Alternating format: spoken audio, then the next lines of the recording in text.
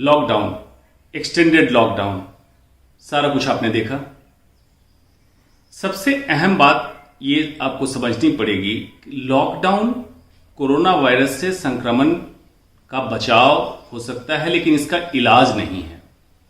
तो लॉकडाउन किस लिए किया जाता है ये पहले समझना जरूरी है। Number 1, purpose of lockdown mitigation, मतलब वायरस के संक्रमण को अल्पीकरण करना। प्रिपेयर्डनेस, इसके संक्रमण को फैलने से बचाने की सारी तैयारी करना, इलाज की तैयारी करना, सप्लाई चेन मैनेजमेंट, लोगों के लाइवलीहुड की तैयारी करना, ये सारी तैयारी। और टेस्टिंग की सुविधा को बढ़ा देना, इसकी तैयारी हो चुकी। तो क्या extended lockdown can be a solution? No, extended lockdown कोई इसका समाधान नहीं हो सकता है। तो लॉकडाउन से एग्जिट प्लान चाहिए, बाहर निकलना है हमें। उसको निकलने के लिए जो अभी तक मीडिया के द्वारा, सरकार के एडवाइजरी के द्वारा जो आपको जागरूक जैसे किया गया है, जैसे hand sanitation, physical distancing, actual शब्द है मतलब शारीरिक दूरी बनाना इसको, और अपने आसपास ऑफिस में काम करने की जगह में घर के आसपास साफ सफाई का रखना, इसको अभी भी मेंटेन करना है।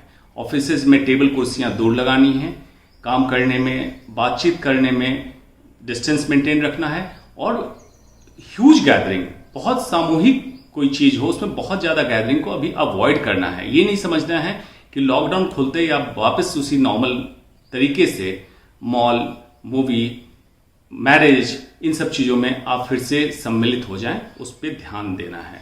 मीडिया ने बहुत अच्छा रोल निभाया है कि आप लोगों को जागरूक किया है। कुछ मैं मानता हूं साइकोसिस भी डेवलप हुई, लोगों में डर का माहौल बना। थोड़ा देखिए डरना जरूरी था, क्योंकि वाकई ये वायरस बहुत ही संक्रमण फैला के और अति गंभीर रूप भी ले रहा था, इसलिए डराना जरूरी था। ये बिल्कुल सही है कि लॉकडाउन सही समय पे हुआ या नहीं हुआ, काफी विवाद में रहा। अब तो आपको जब मैंने बताया कि पर्पस क्या होता है, क्या उद्देश्य होता है लॉकडाउन का, इससे आपको समझ में आ गया कि वायरस के संक्रमण को फैलने में हमने डबलिंग टाइम बढ़ा लिया, बहुत तेजी से फैलने नहीं दिया। इसमें हम सार्थक कदम उठाया लॉकडाउन को सही समय पे लगाकर। अब यह है कि एक्सटेंडेड लॉकडाउन जिसको हम कहते हैं, कि क्या पूरे देश को इसी तरह पैरालाइज करके रख सकते हैं? बिल्कुल नहीं रख सकते हैं, क्योंकि लॉकडाउन इसका इलाज नहीं है। तो एग्जिट प्लान चाहिए। तो एग्जिट प्लान तो होगा, लेकिन एट द सेम टाइम अभी वायरस के संक्रमण को और बढ़ना है, मतलब एक्सपेक्टेड है जून जुलाई तक और तेजी से संक्रमण फैलेगा।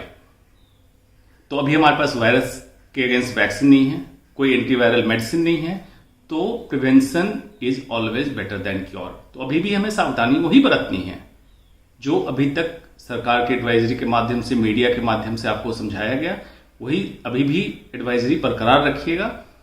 सोशल डिस्टेंसिंग, जिसको आइडियल टर्म है फिजिकल डिस्टेंसिंग का, शारीरिक दूरी बना के रखिएगा।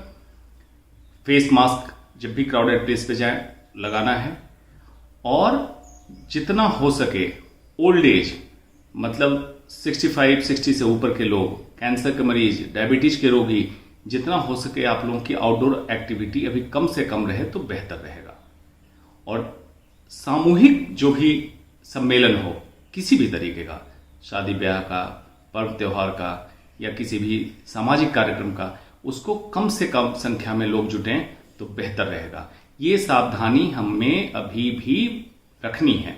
कारण क्या है कि वायरस अब आ गया, वायरस को जाना नहीं है, वायरस कभी भी खत्म नहीं होता है। जब आ गया तो इनएक्टिव या डीएक्टिवेटेड फॉर्म में कहीं न कहीं पड़ा रहेगा, या दूसरी संभावना है कि मेजॉरिटी लोगों में, ज्यादा से ज्यादा लोगों में इम्यूनिटी, इसके अगेंस्ट इम्यून सिस्टम डेवलप हो जाए, इम्यूनिटी डेवलप हो जाए, प्रतिरोधक क्षमता डेवलप हो जाए, जिसको हम कहते हैं हर्ड इम्यूनिटी। तो हम इससे बच सकते हैं या इसका कोई इलाज निकल जाए। इसलिए अभी भी लॉकडाउन से निकलने के बाद आपको सावधानी रखनी है।